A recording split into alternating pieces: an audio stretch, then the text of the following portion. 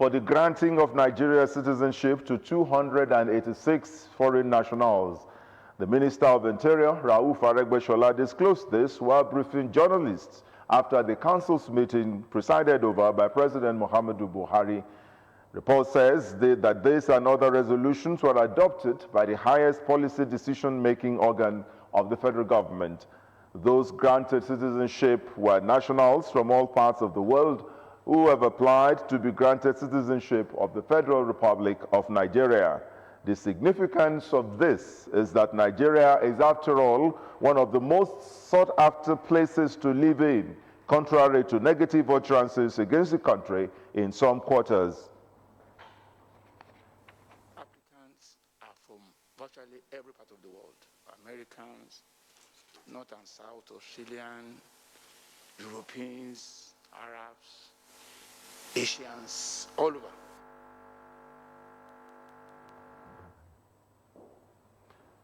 The approval was made after an extensive deliberation on the recommendations of the National Advisory Committee on Nigeria Citizenship. The minister said that they have also been thoroughly scrutinized by relevant government agencies before being granted the nation's citizenship. Is 208. While those who are granted Nigerian citizenship by registration are women married to Nigerians, called Niger wives, are 78. They are men and women of integrity and good character. He explained that the applicants are now eligible to be fully processed through administration of oath and a deed of certification. In the meantime, the federal government has approved a 12.09 billion naira contract for the supply of installation and maintenance of high view of bridges in Nigeria's aviation industry. This emerged at the end of the Federal Executive Council meeting with the Aviation Minister, Hadi Sirika, briefing the media. To reactivate the failing infrastructure within the country. And of course, Lagos being the major airport in the country, and this will make passenger facilitation easier, safer, and of course it will add value and create more efficiency within the system of that particular airport, and that this is also an ongoing program for all of our failed airports. Also at the meeting, the federal government has formally closed out the contract for the construction of the 17-story local content building in Yenagoa, Bayelsa State. Already commissioned that project. There were some ancillary works that had to be done to connect some of the buildings, and that was now presented to Council for the sum of 1.817 billion. So this is the end of this project, and we have completely delivered this to Nigerians. I used the opportunity to confirm that President Buhari has been formally briefed on the adulterated fuel imported into the country. He assured Nigerians that the situation is being handled by appropriate regulatory agencies. Meanwhile, the federal government, through the Nigerian Mainstream and Downstream Petroleum Regulatory Authority, NNPC, said on Wednesday that at least 6 vessels ordered by the Nigerian National Petroleum Company Corporation Limited has arrived in the country. The Chief Executive Officer of the authority, Farouk Ahmed, said the vessels came in with 300 million liters of premium motor spirit meant to close the gap created by the contaminated petrol withdrawn from depot and filling stations. The regulator had on Tuesday said the limited quantity of PMS with methanol quantities above Nigeria's specification was discovered in the supply chain. Ahmed, ahead of the meeting with industry stakeholders in Lagos, said the regulator had been able to work with a technical team that included the Major Oil Marketers Association of Nigeria, the NNPC, and the Depot and Petroleum Products Marketers Association of Nigeria to address the issue. In the meantime, the federal government has commenced investigation to unravel the cause of the unsafe quantity of methanol in petrol imported into the country. The Minister of State for Petroleum, Piracy, disclosed this on Wednesday during a media briefing after the Federal Executive Council meeting in Abuja. Although the minister refused to disclose the identities of the companies involved, he said they will be made known after the investigations are concluded. When asked if such companies found culpable will be blacklisted, Silva responded that the government is not in a rush to mete out any measures until the actual cause has been decoded.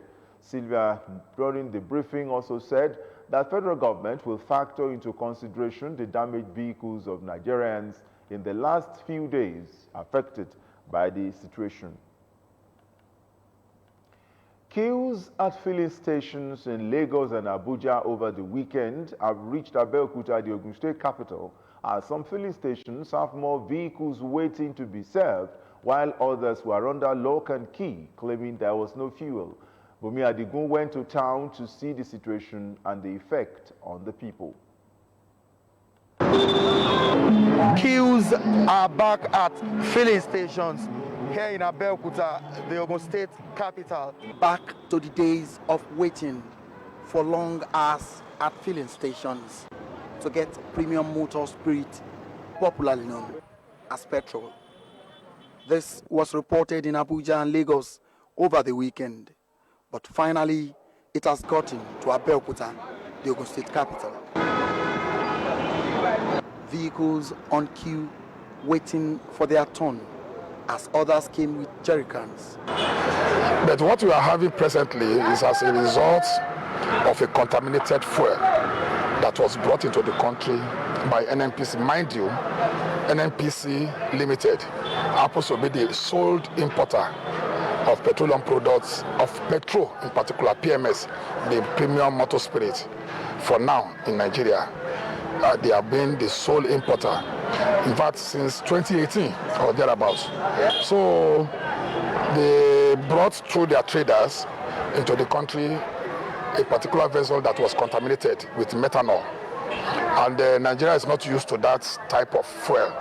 And of course, it came out black in some cases, it came out brown in some cases, and the public has to complain. Along the line, most of the depots, about six depots that receive the products, they have already supplied to the public, and that includes MRS, Total, and some others. And having received and pumped to the public, it has started having effects on some customers' vehicle. But the problem is, how long will this queues fizzle out? Depot owners and marketers who have tank farms are running around helter-skelter trying to fix that problem, evacuate the contaminated fuel, clean the tanks, and then lift new fuel. So that exactly is the challenge. So if you see any filling station now selling fuel, most likely they had stock before now that is not contaminated, and they are just selling maybe piecemeal. These people have not seen for a long time. Some filling stations, as usual, are not even attending to customers, pretending not to have fuel. What could have been the cause, or why the panic buying? At some filling stations visited, the people said there's no need for panic buying, as it is business as usual, stressing there's no cause for alarm. We have been selling since yesterday. Since we have opened this place, we never closed our gates since then. Though I can't say to that. But since yesterday, we have been seeing enough car rushing here too. From some buyers, they see no end to the situation. Hence the panic buying when the news about fuel scarcity filters in. In fact, I was coming from Ijayi now. From Ijayi up to this station, there was no petrol station selling there. I only had that one petrol station at Yanomochuari. They said they were selling at 195 naira per liter. It's disgraceful that they could bring in adulterated fuel into this country. I can assure you of one thing, this is not the first time of doing it. Maybe they will bring in 50 adulterated and 50% adulterated and 50% normal. Now maybe someone decided to be very clever, making it 75% or 95%. That is what I'm sure would have happened. They have been doing it. This is not the first time. And they keep on destroying our cars. Hard-earned monies are being wasted because of what people are doing it. As I'm not surprised. In other climes, someone should have been sacked by now. Whatever it is that is going on, the populace should know about it, and they should let. What we want is availability majorly, because there's a lot about subsidy fraud and all of that. But we as Nigerians want to get to the station and buy this fuel. We do not want to queue for it. It looks a lot scary if queues come back. If we remember when in December every year, once New Year is coming, once it's Christmas, everybody is back to the queue. We have to make sure you are friends with the attendants in the fuel station, but it's really scary. It was also noted that government should be a step ahead as more corporations need to be absorbed so that NNPC will not be the sole provider of PMS. By and large, people still believe government will increase the price of petrol, but asked for fair deal, even if it will eventually happen. Bumi Adigun, Ogtv News. Still to come in the news, House of Representatives asks federal government to declare national emergency on ritual killings. We will bring you the details after this time out.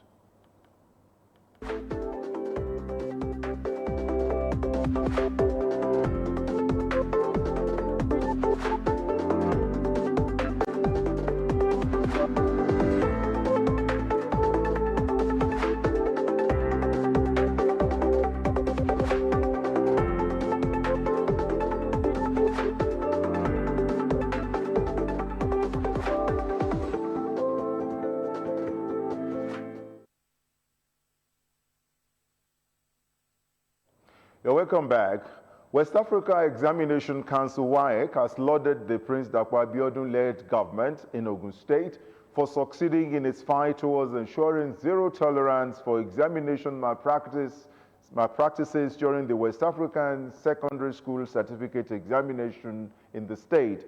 The new state branch controller of the examination body, Mr. Yobami Suberu, gave these accolades while paying a familiarization visit to the Commissioner of Education, Science and Technology, Professor Abayomi Arigbabu, in his office at Okemoson, Abeokuta. Mr. Suberu said parts of the steps being taken by the state to wage war against examination malpractices include non-registration of unregistered learners for West African School Certificate Examination and clamping down on special centers, saying the board's measure, which was in tandem with the state government's initiative, will help make the exercise a successful one. The controller therefore solicited for more support from the government, especially in the area of organizing training for teachers, so as to continually encourage improved performance for students sitting for the examination. Responding, the Commissioner, Professor Arigbabu, lauded the Comptroller and his team for embarking on such visit just after 2 weeks of resumption, saying such attitudes connote high sense of responsibility to assignments saddled with.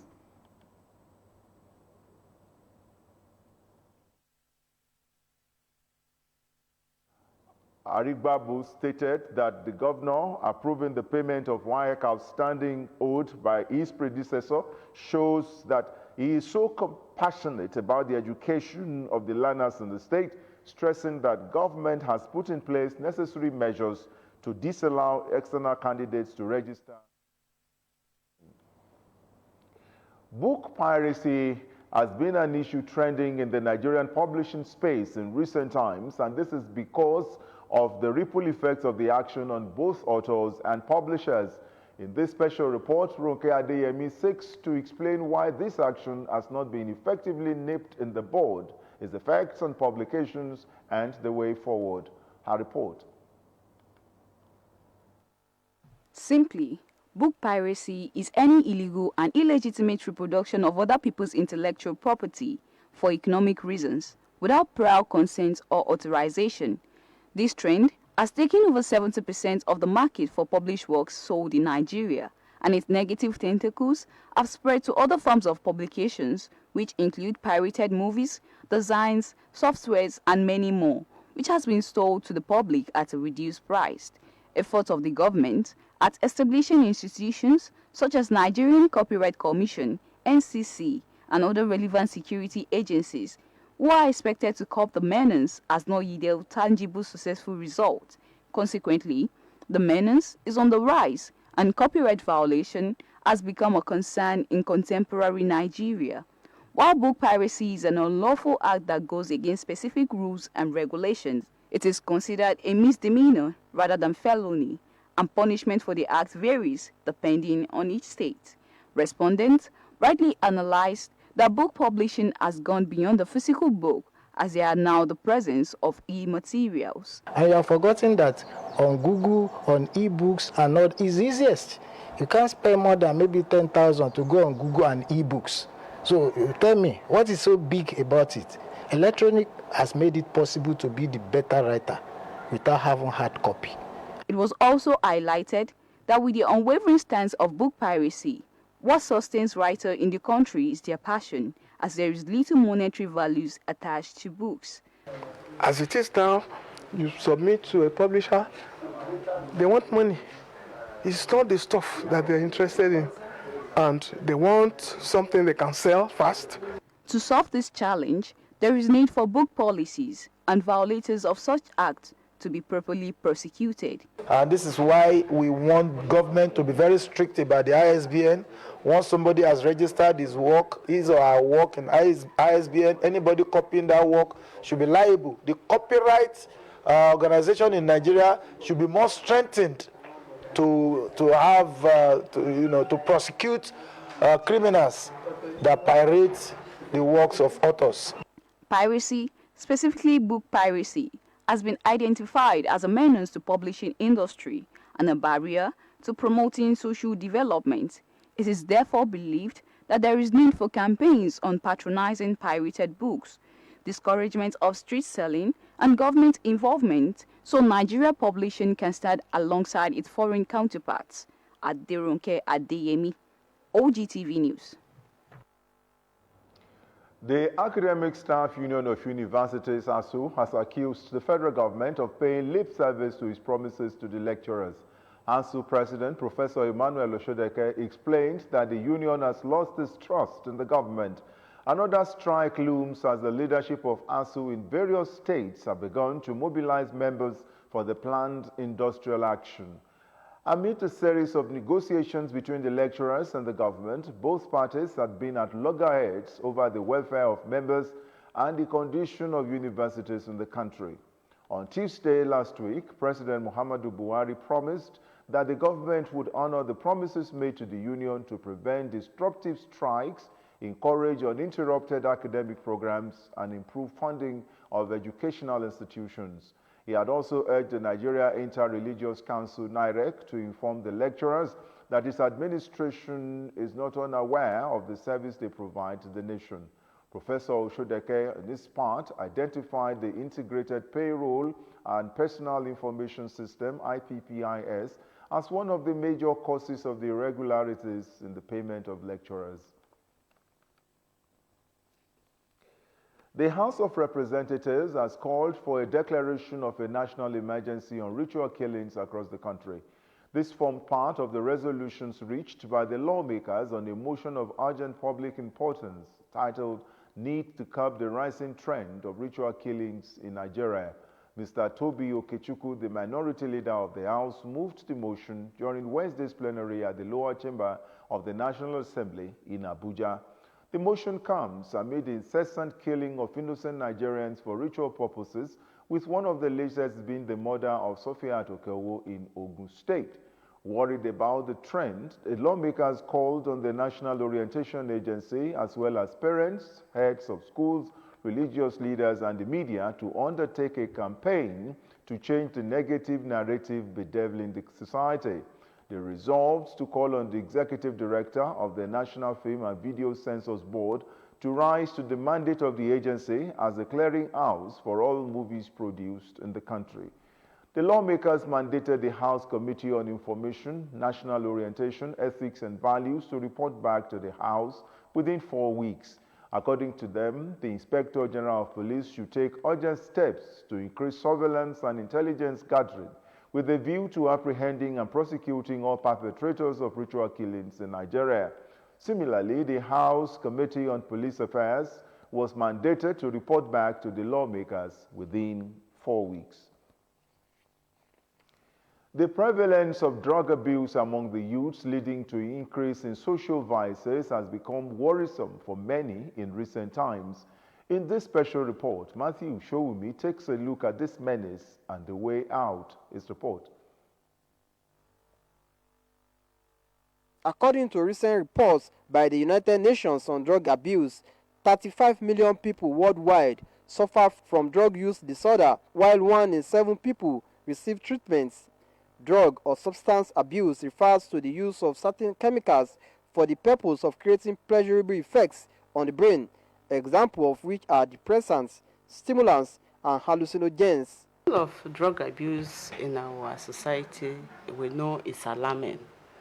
When we look at the last survey, 2019, conducted by the United Nations Office on Drug and Crime, we see that the drug use in Nigeria was 14.4, which is 2 times more than the global prevalence, which was 5.6. But I know that above 50% of those people that are used to this abuse of drugs started all the way from home. They started all the way from home. In Nigeria, we are looking for money. We don't inculcate value into our children. The involvement of the youth in banditry and insurgency, especially in northern Nigeria, kidnapping in the south, and violent crimes in the southwest could be traced to drug and substance abuse by the youths. The prevalence of drug abuse among the youths have been attributed to different factors which stakeholders believe constitute serious dangers to the society. Back to the Omoluwa style. A Yahoo boy will be given chieftaincy title, and you are saying you want to discourage it. Most of these musics they are singing, and these people are making billions, and nonsense, and people value them. The home is okay if the home is disciplined, if the value system of the home is high, then in the public we will see changes. He launched a slogan, WADA, War Against Drug Abuse and Drug Trafficking. There at the launching, the president made the public to know that drug abuse and trafficking is even deadlier than insurgency, because drug destroys up to 3 generations. And be rational, because you use all your senses to drive. So if any of those senses is impaired in a way, you can't be an effective and efficient driver, because you are going to expose lives of other road users to danger. Okay, and that's what we are preventing in our relationship with NDLEA. Even as the issue of drug abuse remains a big challenge for every nation, the experience of Nigeria in the recent times means attention must be focused as stemming the tide. Matthew Showumi, Ogtv News. The federal government says it has recruited 40,000 police officers in the past 4 years in an effort to re-energize and improve the personnel of the force to tackle increasing security challenges in the country. President Muhammadu Buhari disclosed this in his remarks while declaring open a 2-day retreat for senior police officers in Uyo.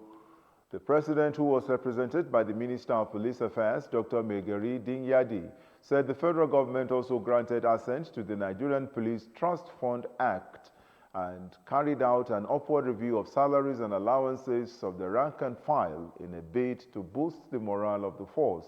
He said that other efforts aimed at improving service delivery in the force initiated by the federal government included the establishment of a task force on need assessment of the Nigeria Police Force headed by Vice President Yemi Osinbajo. He added that the federal government also assented to the Nigeria Police Regulatory Bill 2020, as part of measures to reposition the police force.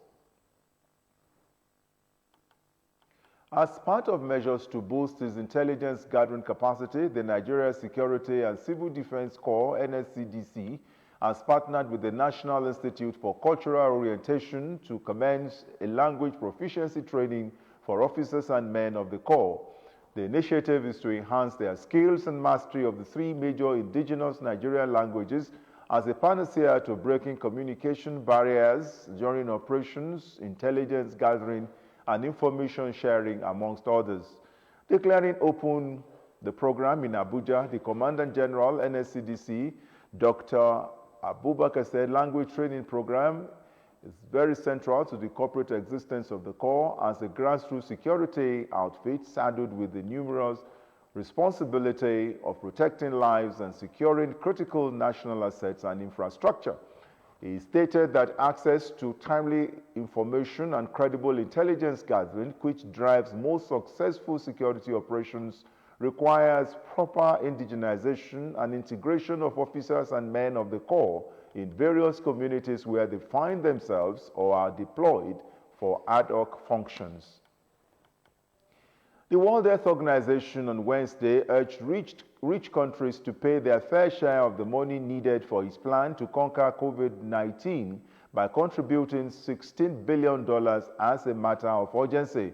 WHO said the rapid cash injection into its access to COVID tools accelerator could finish up COVID as a global health emergency this year. The WHO-led act, which is aimed at developing, producing, procuring, and distributing tools to tackle the pandemic, vaccine test treatments, and personal protective equipment. Act A gave birth to the COVAX facility designed to ensure poorer countries could access eventual vaccines, correctly predicting that richer nations would hog doses, cutting off the production lines. You're watching Ogtv News. Business News is next with Opeyemi Adewumi.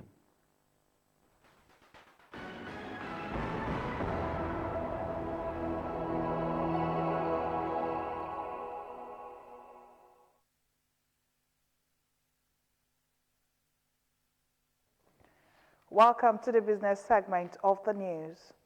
The supply of petrol wasn't in Abuja, Lagos, Oyo, and Ogun states because of limited stocks, due mainly to rejection of new supplies from importers of adulterated fuel into the country. Reports has it that the case was particularly bad in some parts of Lagos, especially the island where traffic gridlock grounded vehicular movement as a result of long fuel queues. There were reports of car engines being damaged by the bad fuel. Transport companies across the country said they had no report of any of their vehicles being affected by the products. However, most transporters who spoke said the negative effects could come up in future. Sources of the Nigerian Midstream and Downstream Petroleum Regulatory Authority said the government had withdrawn about 80 million liters of adulterated petrol from the domestic market. The agency said in a statement that limited quantity of petroleum motor spirit, commonly known as petrol, with methanol qualities above Nigerian specification was discovered in the supply chain. The Public Accounts Committee of the House of Representatives gave 4 ministers and their permanent secretaries, as well as their head of finance and procurement departments, a 7-day ultimatum to appear before it or have the relevant law invoked against them. The affected ministers are Rauf Aregbesola, Interior; Ali Potami, Communications and Digital Economy; Professor Sage Henry, Health; Sharon Ikeazo, Environment; Babatunde Fashola, Works and Housing. The chairman of the committee, Oluwole Oke, issued the summons at the investigative hearing held over the alleged refusal by the ministers and officials of their ministries to respond to audit queries issued by the Office of the Auditor General for the Federation over the years. Oke said Aregbesola should appear along with the permanent secretary of the ministry, the Comptroller General of the Nigerian Security and Civil Defense Corps, and the head of the Federal Fire Service. Meanwhile, the House of Representatives has commenced investigation into the 1.2 trillion naira unclaimed funds of the federal government in commercial banks in the country, aimed at recovering the huge cash. Also, the House Ad hoc Committee on Unclaimed Funds in Nigeria Commercial Banks and Infractions of the Central Bank of Nigeria has been inaugurated. Chairman of the committee, Oniyem Idem, warned that there would be sanctions for anyone who does not cooperate with the investigation. It then mandated the banks to submit documents that would help recover unclaimed funds in about 45 million accounts reported not linked to bank verification numbers. It said commercial banks and other agencies that are having these funds lodged with them but are not willing to show cooperation by refunding them will be stopped from collecting revenue for the government. Despite commending the Central Bank of Nigeria on measures to tackle malpractices in foreign exchange transactions, the Center for the Promotion of Private Enterprise has equally cited most of the misconduct as outcome of distortions created by the current foreign exchange policy regime, especially the administrative fixing of exchange rates, adding to the CPPE a parallel market premium of about 40% offers an incredible incentive for round-tripping brokerage activities and all manner of abuse in the forex market, adding that it is thus advisable to address the causes rather than the symptoms of the problem. Indeed, the CCPE warned that the recent e-invoicing policy that was introduced by the Central Bank of Nigeria will worsen Nigerians' already bad international trade transactions process, increase transaction costs, entrenched red tape, increase uncertainty, escalate business disruption, weaken investors' confidence, and heighten corruption risk. And finally, the Standard Organization of Nigeria, SUN, has brokered a partnership with the Nigerian Financial Intelligence Unit, NFIU, to tackle the maintenance of fake products in the country. The Director General, SON Malam Farouk Salim, at a sensitization program in Lagos, warned that it would no longer be business as usual for purveyors of fake and substandard products in the country. The sensitization program had as its theme the use of crime record information management system as a tool to fight the influx of fake, substandard products and other related crimes in Nigeria. Salim, represented by the Director Inspectorate and Compliance SON, Dr. Omolara Okwola, said the partnership would greatly checkmate the high incidence of financially related crime, especially the influx of counterfeit products in the country. It lauded the efforts of the NFIU to support the standard body towards the effective discharge of the agency's statutory mandate. And that brings us to the end of business news. We now go back to Tunji Akintayo for the remaining of the news.